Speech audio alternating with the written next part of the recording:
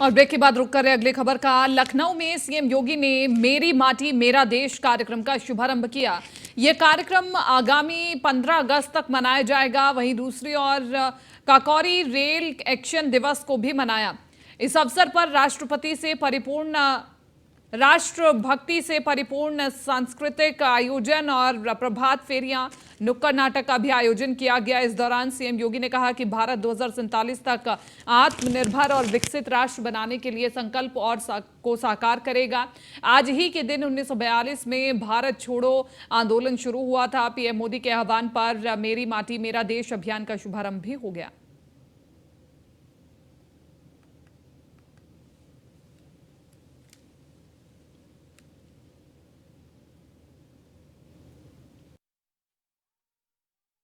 आजादी का अमृत महोत्सव हम सबको एक नए भारत का दर्शन कराया है।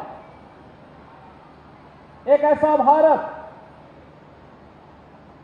जिसमें किसी भी नागरिक के साथ जाति, मत, मजहब, क्षेत्र, भाषा के आधार पर कोई भेदभाव न हो। एक ऐसा भारत जो आत्मनिर्भरता के लक्ष्य को प्राप्त करने के लिए निरंतर प्रयासरत है। एक ऐसा भारत जो अपनी विरासत और गौरव की अनुभूति कर सकता है। एक ऐसा भारत जिसको गुलामी के अंशों को समाप्त करने और अपने नागरिक कर्तव्यों का एहसास भी हो। उन संकल्पों के साथ जुड़ने का एक अवसर प्रत्येक भारतवासी को प्राप्त हुआ। आप याद करिए, जब मार्च 2021 में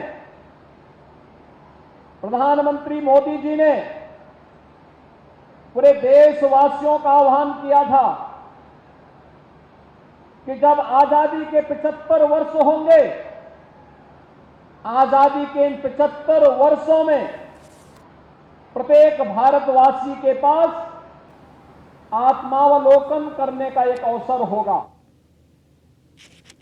अगस्त क्रांति पर समाजवादी पार्टी के पीडीए के संकल्प पर डिप्टी सीएम केशव प्रसाद मौर्य ने समाजवादी पार्टी पर निशाना साधते हुए कहा कि सपा का संकल्प सिर्फ परिवारवाद है। डिप्टी सीएम केशव प्रसाद मौर्य ने कहा कि सपा परिवारवाद डेवलपमेंट अथॉरिटी है।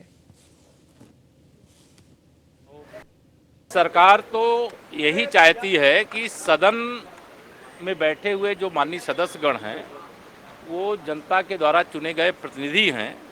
किसान की समस्या हो, बाढ़ की समस्या हो, सूखे की समस्या हो, गरीब की समस्या हो, मजदूर की समस्या हो, नौजवानों की समस्या हो, महिलाओं की समस्या हो, जो भी समस्या है उसको लेकर चर्चा किया जाए। लेकिन समाजवादी पार्टी के मुखिया श्री अखिलेश यादव जी और उनकी पार्टी के सदस्य ये तय कर लिए हैं कि केवल सुबह सुबह वो कभी सारस का ट्वीट कर देते हैं, तो कभी वह किसी शादी के समारोह का हिस्सा होते हैं, तो कभी उनको केवल सड़क पे घूमते हुए सांड और गाय ही उनको नजर आती, जनता की समस्या नहीं नजर आती है। भारतीय जनता पार्टी की योगी आदित्यनाथ जी के नेतृत्व में सरकार उत्तर प्रदेश को विकास के पथ पर आगे ले जाने के लिए संकल्पित है। गरीब कल्याण के लिए जितने काम हमारी सरकार ने किए उतना किस। डिप्टी सीएम बृजेश पाठक ने बयान देते हुए कहा कि विधानसभा में सरकार डे 1 से किसानों के मुद्दे पर चर्चा करवाना चाहती है। समाजवादी पार्टी लगातार मुद्दे से भाग रही है। सीएम योगी ने अपील की थी कि विधायक अपने अपने जिलों की बाढ़ और सूखे की समस्याओं को सदन में उठाएं। हम सब जानते हैं कि इस बार मौसम जो सपोर्टिव नहीं रहा है और वर्षा ऋतु में बरसात उतनी नहीं हुई जिससे किसान अपनी फसल बो सकें। तो लगभग 3 दर्जन से अधिक जिलों में सूखा है और जो पश्चिमी उत्तर प्रदेश के ज़िले हैं वहाँ पर नदियों में बाढ़ के कारण किसानों को बड़ी समस्या का सामना करना पड़ रहा है। हमारी सरकार ने सभी इंतजाम किए हैं बाढ़ से निपटने के भी और सूखे से इंतजाम के लिए राहत व्यवस्था भी किसानों को देने के लिए इंतजामात किए हैं। हम चाहते थे कि सदन के सभी सदस्य अपने अपने जिलों की विस्तृत विचार किसानों की दिक्कतों की सदन में रखें। समाजवादी पार्टी लगातार उससे भाग रही थी, अब चर्चा शुरू हुई है। हम किसानों की मदद के लिए जो जो उपाय हम लोगों ने किए हैं उन सबको हम विस्तृत रूप से रखेंगे और हमारी प्रतिबद्धता उत्तर प्रदेश के किसानों के साथ है। हर स्थिति में उनकी हम लोग मदद। बीजेपी प्रदेश अध्यक्ष भूपेंद्र चौधरी का बयान सामने आया है। मीडिया से बात करते हुए बीजेपी प्रदेश अध्यक्ष भूपेंद्र चौधरी ने कहा कि केंद्र और यूपी सरकार किसानों की आय दोगुना करने पर काम कर रही है। अपने काम को लेकर हम जनता के बीच में हैं। इसके साथ ही उन्होंने कहा कि विपक्ष में गठबंधन और फोटो सेशन के अलावा कुछ बचा नहीं है। भारतीय जनता पार्टी की सरकार ने, चाहे केंद्र की सरकार हो चाहे राज्य की सरकार, हमारी सरकारों ने किसानों की आय दुगना करने के लिए हम लोगों ने अनेकों स्तर पर काम किया और निश्चित रूप से हमारी पार्टी अपनी सरकार के कामों को लेकर लगातार हम लोग जनता के बीच में हैं। हम लोग लगातार अपनी सरकारों का रिपोर्ट कार्ड जनता के बीच में रख रहे हैं। विपक्ष के लोग के पास केवल फोटो सेशन के अलावा और गठबंधन चुनाव आ गया, गठबंधन राह पर लागने के अलावा कोई मुद्दा बचा नहीं है।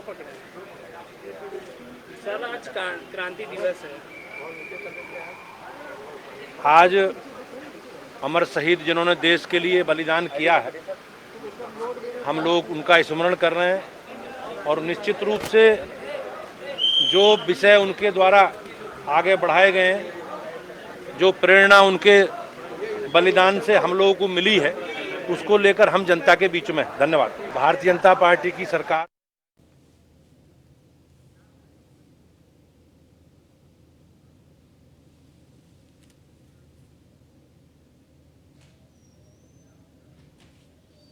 गौतम बुद्ध नगर में अपराधियों की अब खैर नहीं। कमिश्नर लक्ष्मी सिंह के नेतृत्व में ताबड़तोड़ अपराधियों का ट्रीटमेंट। कैब लूटने वाले बदमाशों से पुलिस की मुठभेड़। देर रात चालक को बंधक बनाकर लूटी थी कैब। लूटने वाले बदमाशों से कोतवाली दादरी पुलिस की हुई मुठभेड़ में एक बदमाश को गोली भी लगी है। कब्जे से लूट की कैब, तमंचा और कारतूस बरामद किया गया है। तो देखिए, बड़ी खबर आपको बता रहे हैं, अपराधियों की अब खैर नहीं है। नोएडा पुलिस ऑपरेशन में लगी है अपराधियों के धरपकड़ की। कमिश्नर लक्ष्मी सिंह के नेतृत्व में ताबड़तोड़ कार्रवाई हो रही है। कैब लूटने वाले बदमाशों से पुलिस की मुठभेड़। देर रात चालक को बंधक बनाकर कैब लूटी थी और अपराधियों की अब खैर नहीं है। ये गाड़ी को रात्रि लगभग 11 बजे लूटा गया था और अभी बरामद हो गई है। बहुत ही अल्प समय में दादरी पुलिस द्वारा बड़े परिश्रम करके इसको अनावरण किया गया है और गाड़ी को बरामद कर लिया गया है।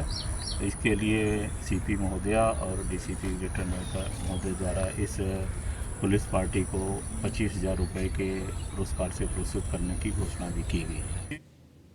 फिलहाल इस बुलेटिन में मेरे साथ इतना ही। दीजिए इजाजत। नमस्कार।